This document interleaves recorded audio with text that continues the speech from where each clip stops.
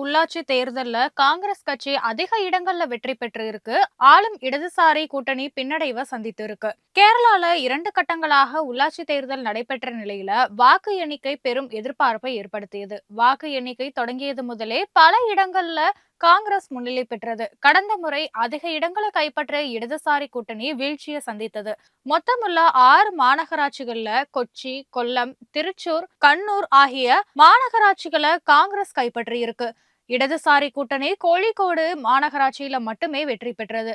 இந்த தேர்தல்ல மற்றொரு திருப்பமாக திருவனந்தபுரம் நகராட்சிய பாஜக முதல் முறையா கைப்பற்றி இருக்கு.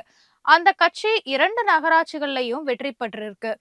நகராட்சிகளை பொறுத்த வரைக்கும் மொத்தம் உள்ள 86 நகராட்சிகள்ல காங்கிரஸ் கூட்டணி 54லையும் இடதுசாரி கூட்டணி 28லையும் வெற்றி பெற்றது. இந்த தேர்தல் முடிவை தாங்கள் எதிர்பார்க்கவே இல்லை அப்படின்னும் மாநிலம் முழுக்க உறுதியான வெற்றியை எதிர்நோக்கி இருந்ததாகவும் கேரளா முதலமைச்சர் பினராயி விஜயன் தெரிவிச்சிருக்காரு.